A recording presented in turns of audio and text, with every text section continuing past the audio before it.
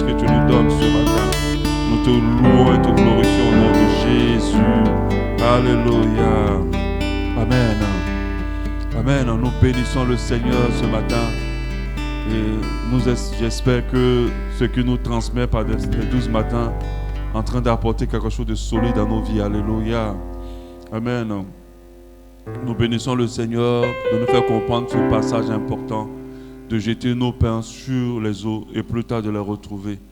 Vous savez, c'est des fois l'erreur que nous faisons lorsque nous vivons la vie d'aujourd'hui, lorsque nous avons le pain d'aujourd'hui. Nous nous disons, ça va, nous profitons aujourd'hui, mais nous devons aussi penser à demain. Dans nos esprits, nous devons réfléchir à demain. Nous devons penser à l'avenir. Nous devons penser à notre futur. Nous devons penser à notre éternité. Et en pensant à cela, nous comprenons que c'est maintenant qu'il faut le préparer. C'est maintenant qu'il faut préparer notre futur. Même les hommes dans ce monde comprennent que si tu veux être en paix demain, il faut commencer à travailler pour ta paix maintenant. Alléluia. Et ils commencent à investir, à épargner, à faire beaucoup de choses maintenant, à se priver aussi, pour que demain, ils puissent obtenir. En fait, ce passage nous encourage à nous priver pour que demain, nous puissions profiter. Alléluia. Nous encourage à nous priver pour l'investissement, afin de faire des investissements pour que demain, nous pouvons en profiter. Nous encourage aussi à investir maintenant pour que demain, nous puissions obtenir. Même les gens du monde, surtout les Européens, ils préparent leur retraite. Ils préparent beaucoup de choses sur cette terre. Alléluia. Ils ont compris que cette vie, c'est une question de conséquences. Ce n'est pas une question de dire par hasard, ça va arriver par hasard, je vais obtenir. Ceux qui restent beaucoup dans leur hasard, ce sont des personnes qui passent par beaucoup de difficultés. Mais ceux qui comprennent qu'il faut préparer leur avenir, il faut préparer leur demain, ou leur lendemain, ou leur éternité, ce sont des personnes qui commencent dès à présent à travailler pour cela. Alléluia. Et c'est ce que ce passage nous encourage à faire. Alléluia. Nous n'allons pas nous dire que si on meurt, on verra si on va être sauvé ou pas. Non, nous devons déjà préparer notre salut maintenant. Nous ne sommes pas sauvés quand nous mourrons. Nous sommes sauvés pendant que nous sommes vivants. Alléluia. Nous sommes sauvés pendant que nous sommes vivants. Mais comment nous préparons notre éternité, c'est les sacrifices que nous faisons maintenant. Maintenant, pendant que nous avons la possibilité. J'ai écouté beaucoup de témoignages des personnes qui sont allées en enfer. Et c'était un de ces témoignages, pendant qu'il était en train de brûler dans le feu, il a vu Jésus venir le retrouver là où il était. Et quand Jésus est venu le retrouver, il a supplié Jésus pour dire pardon, ramène-moi ne serait-ce qu'une seule minute sur terre pour que je puisse demander pardon, me repentir afin que je puisse être sauvé. Quand il a fait ça, Jésus a commencé à pleurer et il lui a dit c'est trop tard, on ne peut plus rien faire pour toi. C'est-à-dire que tu es conditionné à rester là, tu es conditionné à ne pas aller ailleurs. C'est fini, tu aurais dû préparer cette éternité maintenant, pendant plutôt que tu étais sur la terre. Et je nous encourage à nous tous de pouvoir préparer notre éternité maintenant. C'est ce que ce passage veut dire, jette ton pain sur les eaux, plus tard tu le retrouveras. Alléluia. Hier, nous avons été énormément bénis en parlant des différents types d'eau. Et j'ai été touché par le fait que Dieu m'a permis de parler des enfants. Et j'ai compris que c'est très important pour nous. Nos enfants aujourd'hui, qui nous fatiguent parfois, qui nous coûtent cher. Oui, aujourd'hui, quand on dit l'enfant, ce n'est plus on ne pense plus à la bénédiction. On pense à toutes les charges qui sont sur notre dos. Alléluia. Amen. Ceux qui n'en ont pas nous envient, mais ils ne savent pas aussi la souffrance que nous vivons. Mais cette souffrance-là est utile. C'est du pain que nous jetons sur les eaux. Et plus tard, ces enfants dont nous prenons soin, nous ne nous abandonnerons pas. Quand nous serons dans une incapacité de travailler, quand nous serons peut-être malades, ça arrive quand on vieillit. La vieillesse, des fois, rime parfois avec des maladies. Et ces enfants seront là pour nous porter, pour nous soutenir. Et nous ne devons pas négliger ces eaux-là. Nous devons investir dans nos enfants. Alléluia. Amen. Nous devons investir dans nos enfants. Aujourd'hui, nous allons essayer de parler je dirais plutôt des recommandations, parce que je ne veux pas parler de conditions, des recommandations importantes pour jeter son pain dans les eaux afin de pouvoir plus tard le retrouver. Quelles sont les recommandations que la parole de Dieu nous donne afin que nous puissions retrouver nos pains? On a pas mal de ces recommandations comment on appelle ça, dans Ecclésiaste 11 qu'on a lu, on a pas mal de ces recommandations. Alléluia. Aujourd'hui, nous allons commencer à voir les 8 recommandations pour jeter son pain sur les eaux afin de pouvoir les retrouver. Avant de commencer à les voir, nous devons comprendre que ce n'est pas tout ce que nous sémons qui produit du fruit. Ce n'est pas tout ce que nous sémons qui produit du fruit. Notre passage, Luc 8, à son verset 5, nous permet de comprendre. Un semeur sorti pour semer, vous avez compris, il a jeté d'autres dans le sol, sur la route, sur la terre, dans les roches et dans les épines. Ils n'ont pas poussé. Et c'est seulement ceux qu'il a jetés sur la bonne terre qui a poussé.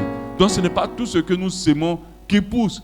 Le cultivateur peut venir semer beaucoup de graines quelque part et le sol peut être aride et ça ne va pas pousser. Ou les graines peuvent être mauvaises. Donc quelles sont les recommandations pour pouvoir jeter son pain sur les eaux afin plus tard de le retrouver? Donc nous nous rendons compte qu'avec cette parabole, ce n'est pas tout ce que nous sémons qui pousse. La première recommandation que le Seigneur nous a donnée, même dans Ecclésiaste 11, c'est de diversifier ses semences. Nos semences. Diversifier nos semences. Alléluia. Diversifier nos semences. Il le dit au verset 7, au verset 6 de Ecclésiaste 11. Il dit, dès le matin, sème ta semence et le soir ne laisse pas reposer ta main. Et puis il dit, car tu ne sais point ce qui réussira, ceci ou cela, si l'un ou l'autre sont également bons. Donc il dit, il ne faut pas s'aimer une seule chose, il faut s'aimer beaucoup, il faut s'aimer différemment. Bon, pas beaucoup, mais il faut s'aimer différentes choses. Il faut s'aimer dans différentes terres. Parce que tu ne sais pas quel qui, dans tout ce que tu as sémé là, va marcher. Est-ce que vous comprenez? Donc, la diversification de nos investissements, de nos semences, est une bonne recommandation. Alléluia.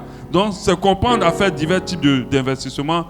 Ne pas seulement avoir un seul investissement. C'est une recommandation qui nous motive à varier nos investissements, à les diversifier, car nous ne savons pas lequel qui nous sortira à jamais de la pauvreté, lequel qui va nous introduire dans la bénédiction. Alléluia. C'est un principe de gros entrepreneurs. Les grands entrepreneurs n'investissent pas seulement dans un seul projet. Ils n'investissent pas seulement dans un seul domaine. Ils investissent dans plusieurs domaines. Parce qu'on ne sait pas lequel des domaines va te faire réussir. Lequel des domaines qui va t'emmener loin. Si on veut parler des enfants, n'investis pas que dans un enfant. Parce qu'il y a des parents qui ont fait ça. J'ai le témoignage d'une dame qu'on connaît ici, que je connais ici. Elle était jumelle. Et les parents ont décidé de mettre l'autre jumelle à l'école. Et de ne pas elle la mettre. C'est-à-dire d'investir dans l'autre jumelle et elle d'attendre à la maison pour être la nounou et la ménagère. Mais aujourd'hui, elles sont devenues grandes. C'est celle qui n'ont pas investi qui a réussi. Vous voyez? C'est celle sur laquelle ils n'ont pas investi qui a réussi. Par contre, l'autre n'a pas atteint encore son niveau. Vous comprenez? Donc, quand on parle de diversifier, ne choisissez pas des enfants parce qu'ils sont intelligents. Pour dire que non, on va plutôt se concentrer sur le plus intelligent. Même celui qui s'en sort pas à l'école peut être celui qui va vous sortir de la réussite, qui va vous amener dans la réussite. C'est pour cela qu'il ne faut pas investir dans un seul endroit. Amen. Il ne faut pas investir dans une seule personne. Il ne faut pas investir dans un seul lieu. Il faut diversifier ton investissement. Si tu es entrepreneur, ne te concentre pas seulement sur une seule activité. Diversifie tes activités. On ne sait jamais laquelle de tes activités va te sortir de là. Ne reste pas concentré que sur un seul fleuve. Normalement, le conseil qu'on donne à tous ceux qui sont dans l'entrepreneuriat, qui sont leurs propres patrons, investir au moins dans 4 types d'activités différentes. Au moins. Dans 4. Alléluia. Investis. Tu fais ça, madame vend telle chose. Après, tu as mis ton argent quelque part là-bas. Et puis ainsi de suite. Et puis on ne sait pas lequel de tout ça va te sortir des problèmes. Amen. Il ne faut pas rester sur un seul. Il ne faut pas te concentrer. C'est pour ça que le pasteur a dit, il faut faire. On ne sait pas lequel va pousser. On ne sait pas lequel va te sortir de là. Alléluia. Donc vous allez voir une personne qui va créer une société de transport. Et après, il ne va pas rester que dans la société de transport. Il va investir dans la livraison. La même société de transport va faire la livraison. Après, il va investir dans la même société de transport, va faire les déménagements. Après, la même société de transport va faire un coin de lavage. il va faire un compte de lavage. Ensuite, il va essayer de travailler dans toute la chaîne de valeur de son activité en diversifiant ses investissements. Amen. Donc c'est une recommandation importante. Amen. Même nos parents au village, quand ils ont leur terrain, ils ne plantent pas que l'igname seulement pour toutes les années. Ils ne plantent pas que l'igname. Ils plantent l'igname, ils plantent la tomate, ils plantent le maïs, ils plantent beaucoup de choses parce qu'ils ne savent pas lequel va marcher et ce qui va les aider à s'en sortir. Alléluia. La diversification de nos semences sont aussi importantes en termes de nos relations. Alléluia. Il y a des personnes, toute leur vie, c'est mon mari, c'est ma femme, c'est mes enfants. Ils se limitent qu'à ça.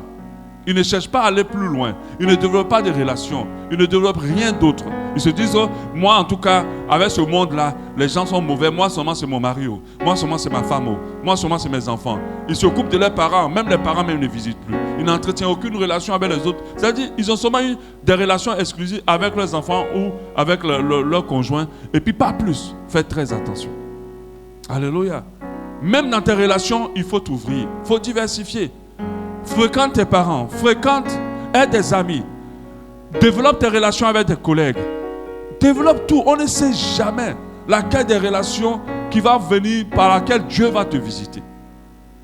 Alléluia. Ne soyez pas des personnes à cause de tout ce que vous avez vécu, vous vous isolez et vous vous concentrez que seulement sur une relation. Il y a d'autres mecs qui n'ont aucune relation. Ils sont en relation qu'avec eux-mêmes et ils ne veulent pas avancer. Et ça fait très attention, la diversification de notre investissement. Il ne faut pas jeter ton pain sur une seule eau, il faut changer d'eau, on ne sait jamais. Il ne faut pas jeter ton pain dans une seule terre, il faut mettre sur plusieurs terres parce qu'on ne sait pas laquelle va pousser, comme nous l'a dit Ecclésiaste 11. Amen. Donc c'est dangereux de ne pas avoir des relations diversifiées. Notre équilibre est dans toutes les relations que nous avons. Une personne normale qui va être équilibré, a besoin d'un conjoint, a besoin d'avoir des enfants, a besoin d'un ami, a besoin des parents, a besoin de collègues. Tout ça est passeport pour nous équilibrer. Alléluia. A besoin de tout ça. Ça nous permet d'avoir une vie plus équilibrée, plus épanouie en fait. Amen. Alléluia. Mais les personnes les plus blessées et brisées, ce sont des personnes qui s'investissent que dans des relations exclusives. Elles ont mis tout leur être dans une seule relation. Elles ne cherchent pas à diversifier. Et ces personnes ne sont pas épanouies. Parce que cette relation, parfois, va te faire faux bon. Et tu vas souffrir. Et c'est ce qui arrive parfois. Alléluia. Donc, diversifions nos relations. La recommandation 2. La recommandation 2. Multiplier nos semences. Il y a diversifier nos semences. Et puis, il y a multiplier nos semences. Quand on parle de multiplication, on aura l'impression que je suis en train de parler de la diversification. C'est vrai que les deux se trouvent quelque part. Parce que celui qui diversifie multiplie. Mais la multiplication est différente en des points de la diversification. Multiplier nos semences, c'est de s'aimer beaucoup. C'est de s'aimer beaucoup. De s'aimer avec persévérance. Non pas s'aimer beaucoup, de s'aimer plutôt avec persévérance. C'est-à-dire de ne pas arrêter de s'aimer. Alléluia, multiplier. Car plusieurs d'entre nous ont été découragés et ne veulent plus s'aimer. Même que ce soit en entreprise, en entrepreneuriat, que ce soit sur leurs enfants même. À un moment donné, on est découragé. Certains enfants, on ne veut plus rien faire pour eux. Faites très attention, persévérer, continuez. Continuez. Alléluia. On a vu aujourd'hui des enfants qui ont réussi et leur témoignage c'était « J'ai vraiment fatigué ma maman et mon papa ». Mais ils ne se sont jamais découragés. Ils ont toujours continué à me soutenir. Et aujourd'hui, j'ai compris. Papa, maman, je vous demande pardon. Et c'est ces enfants-là qui ont réussi. Alléluia. Donc, n'arrêtez pas de s'aimer. C'est ce que ça veut dire multiplier vos semences. N'arrêtez pas de vous investir, d'investir. Il y a d'autres qui ont commencé des projets. 1, 2, 3, ça n'a pas marché. En tout cas, ça ne marche pas avec moi. Ils n'essaient plus. Non. Continue. Persévère. Alléluia. Amen. N'abandonnons pas parce que nous avons essayé que ça n'a pas marché. Continuons. Ne nous arrêtons pas, multiplions. Il y a des personnes qui ont décidé de ne plus croire en l'amitié parce qu'ils ont tellement été déçus par l'amitié. mon frère, il ne faut pas arriver, ma soeur n'arrive pas à ce stade. C'est le diable seul qui peut te conditionner ici. Il y a des gens qui sont encore vrais de nos jours. Amen. Tant que Dieu existera, il y aura encore des personnes bonnes sur cette terre. Alléluia. Donc le fait que tu crois que ce n'est plus possible, le diable a réussi à te convaincre et il va arriver à t'éloigner de quelque chose d'important pour ta vie ou d'une amitié importante pour ta vie. Alléluia. D'autres sont découragés du mariage parce qu'ils estiment que j'ai vu 2-3 relations, j'ai été trahi. Relève-toi et persévère. Parce qu'il n'est pas bon pour l'homme que l'homme soit seul. Et Dieu le dit parce que c'est une bénédiction pour toi. D'autres ne croient plus aux églises parce qu'ils ont été découragés par plusieurs églises. Mon frère, tant que Dieu existera, il y a des bonnes églises existeront dans ce monde. Alléluia. Amen. Parce que pour qu'il n'y ait plus de bonnes églises, c'est qu'il n'y ait plus le Dieu bon qui existe. Amen. Amen. Donc il y a encore des bonnes églises et il faut les chercher, tu les trouveras. Et une église peut changer ta vie comme ça a été pour nous en Côte d'Ivoire. L'église où on est parti sans elle, ma femme est témoin, on n'aurait pas vécu ce qu'on a vécu dans cette nation. Vraiment sans elle. Quand ma femme arrive, Dieu, quand elle a mis le premier pas à l'église, Dieu me donne une pensée forte. Il lui dit, Dieu me dit, il faut t'attacher à cette église. C'est de cette église que tout va partir. Et c'est ce que je lui ai dit. Et c'est ce qui s'est passé. Amen. Mais quand elle est arrivée, elle a fréquenté combien d'églises, elle a été découragée. Elle était à 2 doigts de rester à la maison pour ne plus aller à l'église. Et je lui ai dit, non, tu dois continuer. On va trouver. Alléluia. Amen. Même quand tu investis, si ça ne marche pas, continue à investir. Ne te décourage pas. Ne te décourage pas des personnes. Continue à t'investir dans les relations. J'aimerais te dire aussi que si ici, ça n'a pas marché, si dans un endroit ça n'a pas marché, ça ne veut pas dire que là-bas ça ne marchera pas. Comme tu ne sais pas qui Dieu peut utiliser, quoi Dieu peut utiliser, continue à insister dans l'investissement. Alléluia. Amen.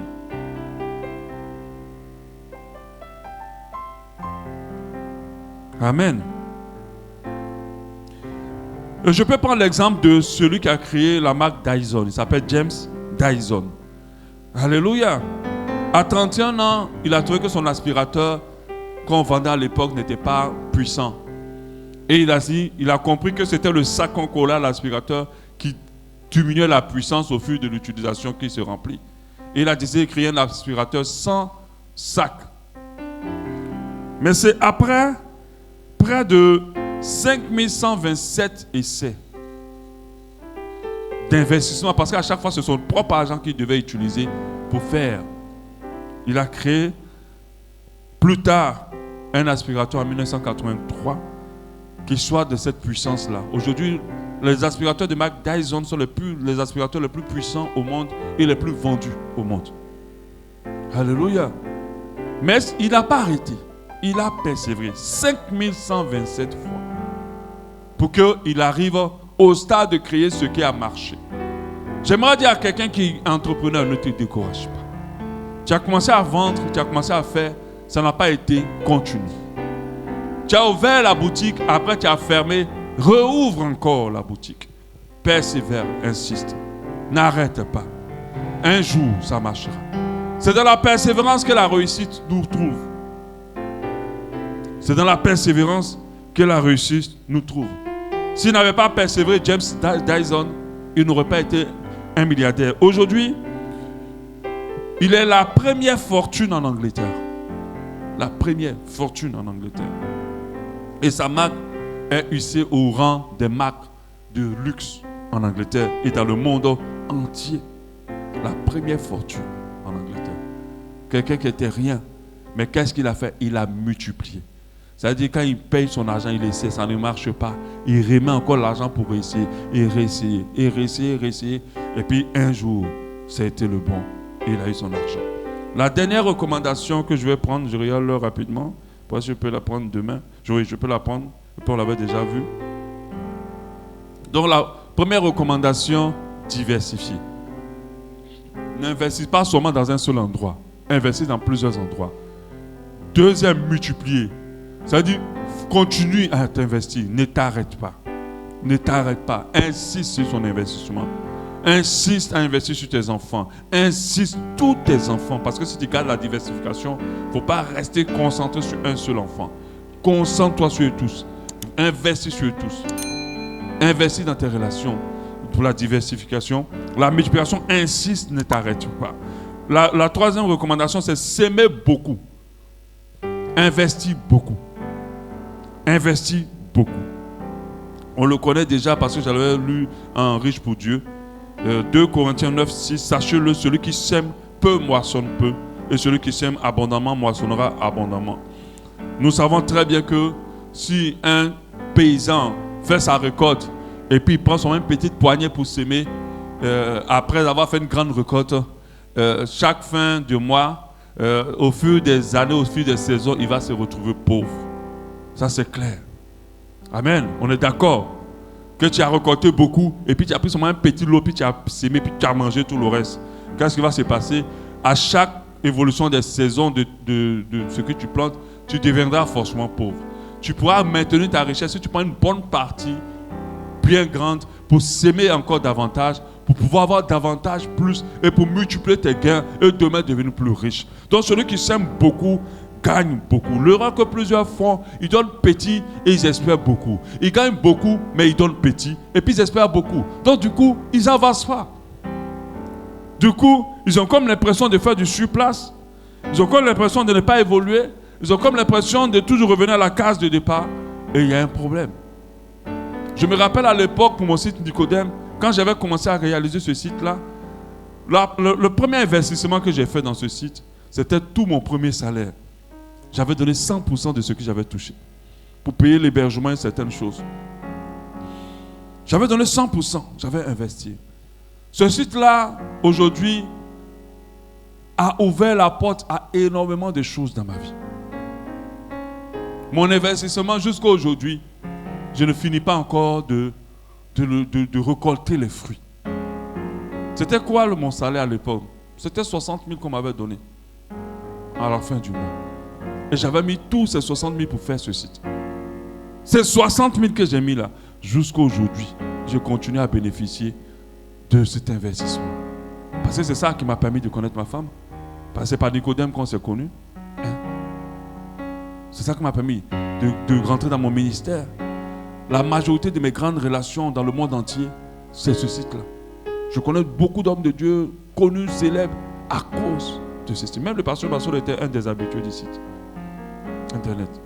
Je pars partout dans le monde entier. Les gens ne me connaissent pas, mais ils connaissent le site. Mais parce qu'un jour, j'ai donné 100% de ce que j'avais. Si tu investis gros, quand on parle de gros, ce n'est pas le montant que tu as donné. Ce n'est pas le montant. C'est le pourcentage en fonction du montant que tu as reçu. C'est ça qui est gros. C'est pour ça que la Bible dit que c'est la femme qui a donné les 2 pièces. Elle a tout donné. Elle a donné plus que tous ceux qui ont donné beaucoup plus qui ont donné 50 pièces, 1000 pièces. Parce qu'elle a donné tout ce qu'elle avait. Alléluia. Investir gros, c'est en fonction de ce que tu as. Amen. Peut-être pour tes enfants, leur donner 500 par jour, c'est rien par rapport à d'autres enfants auxquels les parents donnent 20 000 par semaine ou 30 000 par semaine. Mais tes 500 par jour sont gros en fonction de ce que toi tu gagnes. Tu donnes le meilleur à tes enfants. Donnons le meilleur. Si nous semons beaucoup dans nos enfants, nous allons récolter énormément d'eux. Alléluia. Donnons-leur le meilleur. Amen. Donnons-leur le meilleur. Donc apprenons à donner beaucoup. Apprenons à investir beaucoup. Amen. Plus on donne beaucoup, plus on récolte beaucoup. La parabole des talents nous encourage. Celui qui a eu 5 a récolté 5. Mais celui qui a donné 2 n'a pas récolté 10. Il a récolté 2. Tu seras béni en fonction de ce que tu donnes. Mais quand je veux dire en fonction de ce que tu donnes, c'est le pourcentage de ce que tu donnes par rapport à ce que tu as reçu. Amen. Celui qui a investi 10 millions dans un restaurant n'aura pas la même bénédiction que celui qui va investir 100 000 francs dans le même resto, dans le même type de restaurant. Celui qui a investi 100 millions, plutôt 10 millions, va être plus riche. Parce qu'il a donné beaucoup plus. Plus nous donnons, plus nous recevrons. Donc, une des recommandations, investissez beaucoup. N'ayez pas peur d'investir beaucoup. Regardez aujourd'hui nos Libanais qui sont ici. Quand ils font leur petit restaurant, mais le petit restaurant, c'est comme s'ils ont raclé tout leur compte. Ils mettent le paquet. Ils investissent beaucoup. Et ils se retrouvent à récolter énormément. Parce que quel type de personnes vont tirer? C'est ceux qui ont l'argent à tirer. C'est ceux qui ont l'argent. Amen. C'est ceux qui ont l'argent. Donc, même quand nous voulons faire des offrandes, pensons beaucoup. Lorsque nous voulons faire de l'aumône, pensons beaucoup. Amen. Tu veux bénir quelqu'un, un voisin à côté qui a faim, qui a du mal à manger, ne va pas prendre un sac de 5 kilos. Va même dans un sac de 50 kilos. Que la personne sente ton soutien. Parce que 5 kilos là, tu as venu le provoquer. En 2, 3, 4 jours, ils ont fini de manger les 5 kilos. Ils ne vont même pas sentir ta bénédiction. Mais avec 50 kilos, ils vont manger peut-être pendant un mois. Tous les jours qu'ils verront ce sac-là, ils se souviendront de toi. Et Dieu te bénira. Alléluia. Donc si nous voulons aider, aidons bien. Si nous voulons investir en quelqu'un, donnons beaucoup. Et n'ayons pas peur de donner beaucoup. C'est en cela que nous serons beaucoup bénis. Ne nous retournons pas. Alléluia. Ne nous retournons pas. Amen. La dernière fois, on était poussé à faire une offrande à quelqu'un. Et le plus important, à un moment donné, on se disait, le plus important, c'est qu'on fasse l'offrande. Dieu nous avait mis à cœur depuis Abidjan. On se disait, le plus important, c'est qu'on fasse l'offrande. Et quand je dors, je me réveille. Dieu me dit, ce n'est pas le plus important. Le plus important, c'est de faire une bonne offrande. Que la personne sente que vous avez vraiment pensé à lui. Oui, il y a des offrandes, on te fait même. Dès que tu es sorti, tu as mis pied dehors, même tu as déjà tout mangé. Non, je n'ai pas dit que ton offrande est mauvaise, hein. Mais quand tu veux bénir quelqu'un que Dieu a mis à cœur de bénir, bénir la personne d'une manière bien secouée. Quand tu sors même du bureau de la personne, tu vas dire oui, j'ai été béni. Amen. N'ayez pas peur. Si Dieu vous met à cœur de bénir quelqu'un, bénissez la personne. Donnons même. Donnez. Quand nous, on allait donner enveloppe même au gars là, on était content même. Lui-même, tu sentais même qu'il était content. Quand il attrape, il y a enveloppe, il y a enveloppe. Moi-même aujourd'hui, tu attrapes enveloppe, tu sais que sans ouvrir, tu connais le montant dedans. Ah, moi, on est maintenant fort dedans. Quand tu viens faire au franc, quand il fait comme ça là, ah, ça c'est 15 000. Je connais. Mais il y a deux cas, tu fais comme ça, la mère reste en l'air comme ça, tu dis, ouais, ça c'est une vraie offrande. Amen. Toi-même, tu sens que la personne t'a donné même. Alléluia. Ne nous retenons pas. Ce n'est pas une pète, c'est jeter ton pain sur les eaux. Plus tard, Dieu ne va pas te l'envoyer. Si toi tu es allé jeter miettes, et puis tu veux pain, beaucoup. Mais miettes là va sortir aussi te retrouver. Alléluia. Amen. Donc donnons et n'ayons pas peur de donner beaucoup.